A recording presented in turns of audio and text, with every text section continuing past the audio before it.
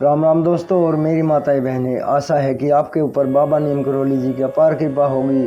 आपके घर परिवार में सभी कुशल मंगल होंगे, यही मैं अर्जी लगाता हूँ बाबा नीम करोली जी की शरण में। मेरा जो भी भाई, जो मेरी माताएं बहनें आपकी महिमा को देखती हैं, उनके सभी कष्ट दूर करो बाबा, सबके ऊपर कृपा करो। जय श्री राम। दोस्तों और मेरी माताएं बहनें, आज मैं आपको एक हमारे स्वभाव में अभिन्न अंग होता है क्रोध, और जब ये क्रोध हद से ज्यादा बढ़ जाता है तो ये विनाश का रूप धारण कर लेता है। तो क्रोध के बारे में बताया गया है, क्रोध को हम कैसे, इसके परिणाम हो सकते हैं और इसे कैसे उस पर हम नियंत्रण कर सकते हैं। मनोवैज्ञानिकों का कहना है कि मानवीय स्वभाव में क्रोध भी उसका एक अंग होता है, जिसे दबाने की अपेक्षा उसका प्रकटीकरण अधिक उचित है। परंतु क्रोध को नियंत्रित रखना भी आवश्यक है, अन्यथा इससे व्यवसाय, नौकरी और संबंधों में भी अड़चन उत्पन्न हो सकती है। इसे नियंत्रित करने के लिए निम्न उपाय करें।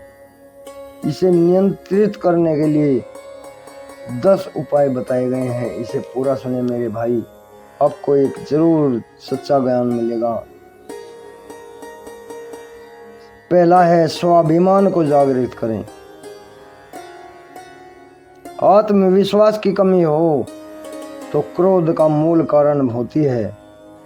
आशावादी दृष्टिकोण तथा क्रोध को नियंत्रित रखने से सत्य, न्याय और बुराइयों से संघर्ष करने की शक्ति मिलती है।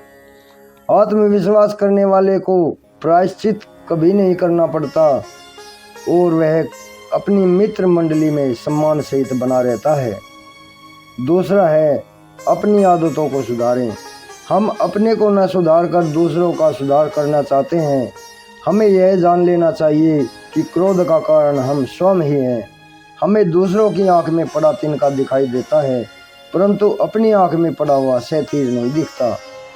तीसरा है, अपने में परिवर्तन लाएं। दूसरों का सम्मान करना सीखें। उनके स्वाभिमान को आहत न करते हुए हमें उनके सामने निर्भय होकर अपनी बात कहनी चाहिए। हमारी इच्छा के अनुसार सभी लोग और परिस्थितियां परिवर्तित नहीं हो सकती, इसलिए हमें क्रोध आता है। जैसा देश वैसा भेष, इस लोकोक्ति के अनुसार ही हमें परिस्थिति को देखते हुए अपने में आवश्यक परिवर्तन करना उचित होगा। चौथा है, उतावला सो बावला। जब क्रोध आए तो कुछ समय आंखें बंद करके विचार करें, दीर्घ श्वास प्रश्वास करें और शरीर को शिथिल करें। समस्या का असली कारण क्या है, इस पर विचार करें और फिर उसका मुकाबला करने के लिए कटिबद्ध हो जाएं। उतावलेपन में तुरंत कोई निर्णय या प्रतिक्रिया करना समझदारी नहीं है। पांचवा है, शांत होकर सुने। यदि आप अपनी और दूसरों की बातों का शांत मन से विचार करेंगे तो क्रोध का मूल कारण क्या है, इसका ज्ञान हो जाएगा। दूसरों की बातों को शांतचित्त होकर सुनने से क्रोध एवं उसके कारणों को सहज में ही जाना जा सकता है।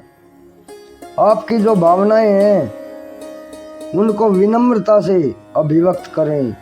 कई बार हमें क्रोध इसलिए आता है कि हम अपनी बात को दूसरों के सामने खुलकर नहीं कह पाते।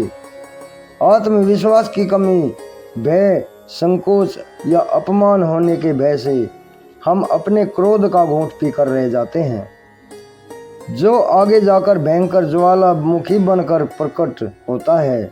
इसलिए जिन लोगों पर आपका विश्वास है उनके समक्ष विनम्र होकर अपनी बात खुलकर मन से कहें, इससे आपका चित्त हल्का हो जाएगा। अक्षमा करो और भूल जाओ।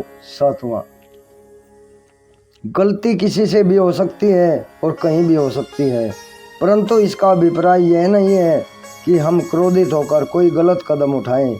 नीतिकार कहते हैं, अक्षम्या क्रोधम जयेत, अक्षमा दान से क्रोध पर विजय करें।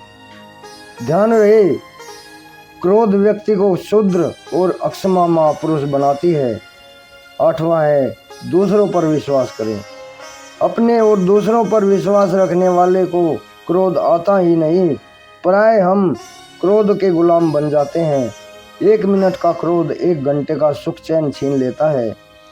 यदि जीवन में यश चाहते हैं तो विश्वास की भावना बनाए। 9वां है विनम्र बने। विनम्र व्यक्ति से क्रोध डरता है। जब अपनी किसी इच्छा का विधात होता है तो क्रोध और हिंसा की भावना जागृत होती है। हमें अपनी सीमा और अक्षमता को देखना चाहिए। सभी काम हमारी इच्छा के अनुसार हों ऐसा संभव नहीं है। 10वां है आनंदित रहें। सदा मौज मस्ती और हंसमुख रहने वाले व्यक्ति कदाचित ही क्रोध में आते होंगे। किसी भी परिस्थिति में प्रसन्न रहने का गुर सीखें। हर हाल में मस्त रहे, हर चाल में मस्त रहे, यह स्वभाव बनाए। अपना मनपसंद संगीत सुने, साथियों के साथ हंसी मजाक करें, अपना बौद्धिक विकास और कठोर परिश्रम करें।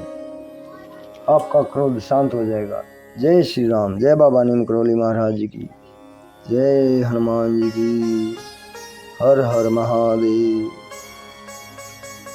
दोस्तों और मेरी माताएं बहनें, ये क्रोध को शांत करने के 10 उपाय हैं। इन्हें आगे भी शेयर करें ताकि औरों को भी, मेरे भाइयों को, मेरी माताएं बहनें सभी इसका धर्म लाभ उठाएं। जय राम जी की। चैनल को सब्सक्राइब कर लें मेरे भाई, ताकि आपको बाबा नीम करोली जी की अपार कृपा मिलती रहे। राम।